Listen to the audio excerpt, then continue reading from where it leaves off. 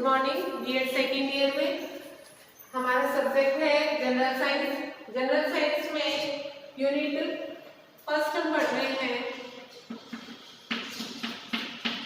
Unit first के अंतर्गत हमने पाठ्यक्रम से संबंधित सामान्य जानकारी प्राप्त की है कि पाठ्यक्रम क्या होता है, पाठ्यक्रम को परिभाषित किस प्रकार से किया जाता है, पाठ्यक्रम निर्माण के सिद्धांत कौन कौन से हैं। आज हमारा है कि पाठ्यक्रम निर्माण के सोपान। और ये ऐसा नहीं है कि केवल सामान्य विज्ञान के स्टूडेंट की, जनरल साइंस के स्टूडेंट्स के लिए ही ये टॉपिक है। ये है टोटल सब्जेक्ट से जो दूसरे सब्जेक्ट है उनके लिए, उन स्टूडेंट्स के लिए भी ये टॉपिक है, क्योंकि पाठ्यक्रम का निर्माण सभी में आता है। तो पाठ्यक्रम सामान्य विज्ञान, पाठ्यक्रम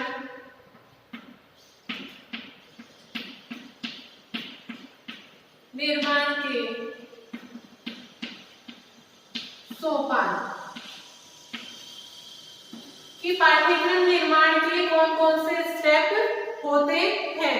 क्योंकि किसी भी एक विषय वस्तु, किसी भी एक चीज को ध्यान में रखकर, किसी भी एक तथ्य को ध्यान में रखकर हम पाठ्य वस्तु का निर्माण नहीं, पाठ्यक्रम का निर्माण नहीं कर सकते हैं। उनमें कई चीजों को ध्यान में रखकर, कई तथ्यों को ध्यान में रखकर पाठ्यक्रम का निर्माण किया जाता है, जिसमें से पहला स्टेप, 5 स्टेप बताए गए हैं। पाठ्यक्रम निर्माण के सोपान है वो 5 बताए गए हैं, जिसमें से हमारा पहला है लक्ष्य एवं उद्देश्य। लक्ष्य एवं उद्देश्यों का पहले निर्धारण कर लेना चाहिए पाठ्यक्रम निर्माण करते समय, क्योंकि जब हमारा कोई लक्ष्य या उद्देश्य होगा तभी तो हम उसको पूरा करने के लिए वो कार्य करेंगे। कोई भी कार्य हम करते हैं उसके पीछे हमारा कोई लक्ष्य या उद्देश्य होता है। तो सबसे पहले लक्ष्य या उद्देश्य का निर्धारण कर लेना चाहिए कि हमें पाठ्यक्रम का निर्माण जो हम कर रहे हैं वह किस लिए कर रहे हैं, उसके पीछे का उद्देश्य क्या है। जैसे मान लीजिए हम एक एग्जांपल लेते हैं कि टीचर को बच्चे में शारीरिक विकास, उसका शारीरिक विकास अच्छे ढंग से करना है, तो उससे संबंधित जो भी बातें हैं वो उसको बतानी है। तो उसी क्रम में वह पाठ्यक्रम निर्माण में, जैसे योग है तो योग के क्रम उसमें करेगा कि भाई कौन कौन से योग उसको करने चाहिए, किस किस प्रकार की एक्सरसाइजेस उनको करनी चाहिए, कौन कौन सा खाना उनको खाना चाहिए जिससे उनकी बॉडी है वो हेल्दी और हष्ट पुष्ट रहे। तो लक्ष्य एवं उद्देश्यों का निर्धारण वह सर्वप्रथम कर लेना चाहिए पाठ्यक्रम के निर्माण के लिए। अब यह है कि कौन कौन से लक्ष्य एवं उद्देश्य होंगे। सामाजिक उद्देश्य एवं लक्ष्य, सांस्कृतिक उद्देश्य एवं लक्ष्य, दार्शनिक उद्देश्य एवं लक्ष्य, अभिभावक के लक्ष्य एवं उद्देश्य और वैश्विक लक्ष्य एवं उद्देश्य। वर्तमान समय में बालक के सर्वांगीण विकास के लिए पाठ्यक्रम में जो भी तथ्य हैं वो समाहित किए जाते हैं। किसी भी एक को ध्यान में रखकर पाठ्यक्रम का निर्माण नहीं किया जाता है। दूसरा है अधिगम अनुभवों का चयन।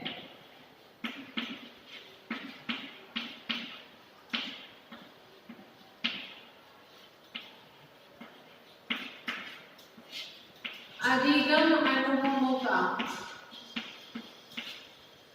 चयन। अधिगम अनुभवों का चयन के अंतर्गत आता है कि शिक्षक के जीवन के जो अनुभव है अधिगम के, उनका समावेश किस में होना चाहिए, पाठ्यक्रम निर्माण में उनको ध्यान में रखकर होना चाहिए। कि शिक्षक जब विद्यालय में थे उस समय के उनके जो अधिगम के अनुभव है वो कौन कौन से थे, अधिगम नियम कौन से थे, अधिगम सिद्धांत संबंधी अनुभव कौन से थे, कक्षा कक्ष के अधिगम अनुभव, रुचि संबंधी अधिगम अनुभव। तो कई प्रकार के अधिगम अनुभव हैं जिनका चयन पाठ्यक्रम निर्माण करते समय करना चाहिए, जिससे कि उनको ये ध्यान रहता है कि इस प्रकार के तथ्य इस प्रकार के तथ्यों के द्वारा इस प्रकार की शिक्षा दी जा सकती है, बच्चों के लिए यह इंटरेस्टिंग होगा, यह सरल होगा, इसमें बच्चों की रुचि होगी। तो इन सब बातों के लिए अधिगम अनुभवों का चयन किया जाना चाहिए पाठ्यक्रम निर्माण के समय। थर्ड है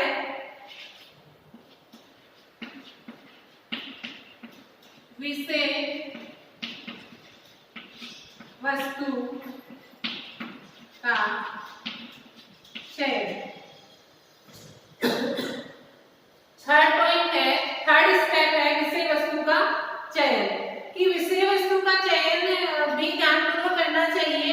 हमें इस प्रकार की विषय वस्तु पाठ्यक्रम में डालनी चाहिए कि बच्चा क्या सीखना चाहता है, बच्चे की योग्यता का स्तर क्या है, तो उसका ध्यान रखना चाहिए।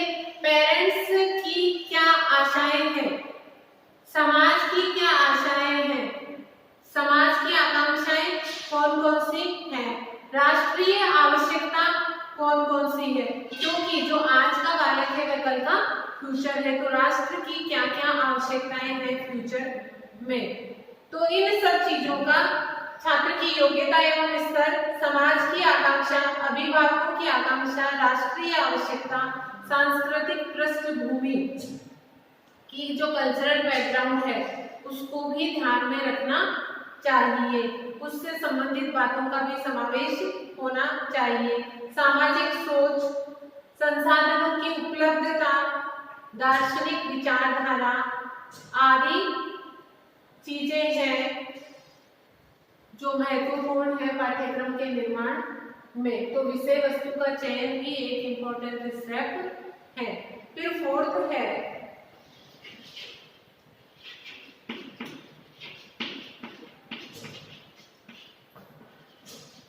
अधिगम अनुभव एवं विषय वस्तु अंतरण। जो अधिगम के अनुभव है और विषय वस्तु है, दोनों का अंतरण होना चाहिए। पाठ्यक्रम निर्माण का यह फोर्थ स्टेप है। इसके अंतर्गत छात्र एवं शिक्षक दोनों के ही माध्यम से अधिगम की विषय वस्तु एवं अपने अनुभवों का अंतरण किया जाता है, जिसके आधार पर पाठ्यक्रम का विकास संभव होता है। अनेक अवसरों पर जीव विज्ञान का शिक्षक भूगोल की पाठ्य वस्तु को जीव विज्ञान में प्रयोग करने लगता है। जैसे वन संपदा का पर्यावरणीय महत्व भूगोल का भी विषय है, भूगोल के अंतर्गत भी आता है और जीव विज्ञान के अंतर्गत भी आता है। इस प्रकार यह विषय दोनों ही विषयों की पाठ्य वस्तु में सम्मिलित किया जा सकता है, जिससे पाठ्यक्रम का विकास संभव है।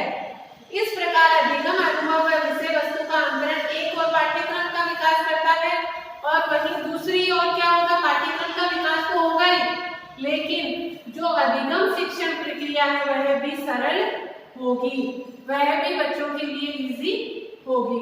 तो अधिगम अनुभव व विषय वस्तु का अंतरण होना चाहिए, किया जाना चाहिए, जिससे पाठ्यक्रम का विकास होगा तथा बालक को भी सीखने में इजी रहेगा।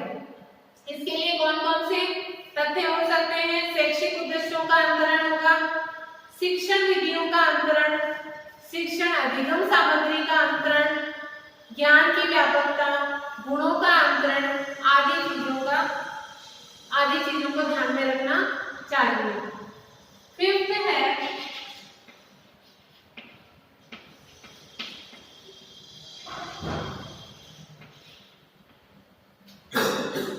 मूल्यांकन।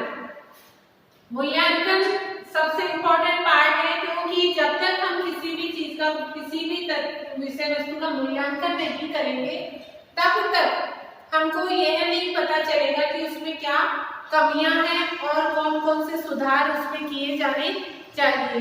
तो उसके लिए हमें क्या करना पड़ेगा? मूल्यांकन। तो पाठ्यक्रम के अंत में हमेशा मूल्यांकन है वह जरूरी होता है, इसलिए मूल्यांकन का अध्याय उसमें होना चाहिए, जिससे कि उसमें जो भी कमी है उसका हमें पता चलेगा और उसमें आगे हम सुधार कर सकेंगे। मूल्यांकन कई तरीके से किया जा सकता है। निबंधात्मक मूल्यांकन होता है, वस्तुनिष्ठ मूल्यांकन होता है, मौखिक मूल्यांकन होता है। तो मूल्यांकन में सबसे इम्पोर्टेंट स्टेप है जिससे हमें फीडबैक मिलता है कि पाठ्यक्रम सही है या इसमें कोई कमी है जिसका सुधार किया जाना चाहिए। तो मूल्यांकन कई प्रकार का होता है और मूल्यांकन के उद्देश्य क्या क्या है।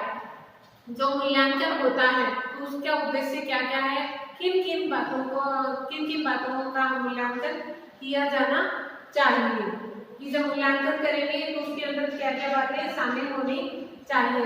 उद्देश्यों का मूल्यांकन, क्योंकि सबसे पहला स्टेप क्या था हमारा, लक्ष्य एवं उद्देश्य, कि किसी उद्देश्य को लेकर पाठ्यक्रम का निर्माण किया जाता है। तो उद्देश्यों का मूल्यांकन, कि जो उद्देश्य हम लेके चल रहे थे क्या वो इस पाठ्यक्रम के द्वारा पूरे हो पाए हैं या नहीं हो पाए हैं, तो उद्देश्यों का मूल्यांकन।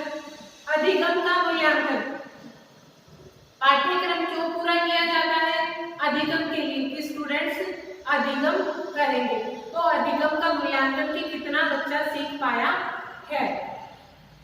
छात्र स्तर का मूल्यांकन, क्योंकि हमने कहा था कि विषय वस्तु का चयन करते समय हमने क्या क्या बातें की थी कि पेरेंट्स की आकांक्षा क्या है, समाज की आकांक्षा क्या है, बच्चे की योग्यता क्या है, तो उसका भी मूल्यांकन किया जाना चाहिए। कि छात्र स्तर का मूल्यांकन, मूल्यांकन प्रक्रिया का विकास, मूल्यांकन की सार्वभौमिकता, मूल्यांकन अनुभवों का समावेश उसमें होना चाहिए। तो ये था हमारा आज का पाठ्यक्रम निर्माण का पाठ्यक्रम निर्माण के सोपान जो 5 है। इन सबको ध्यान में रखकर पाठ्यक्रम का निर्माण किया जाता है, जिससे पाठ्यक्रम का विकास होता है तथा बच्चा आसानी से सीख सकता है और उसका सर्वांगीण विकास होता है। आज के लिए इतना ही। Thank you.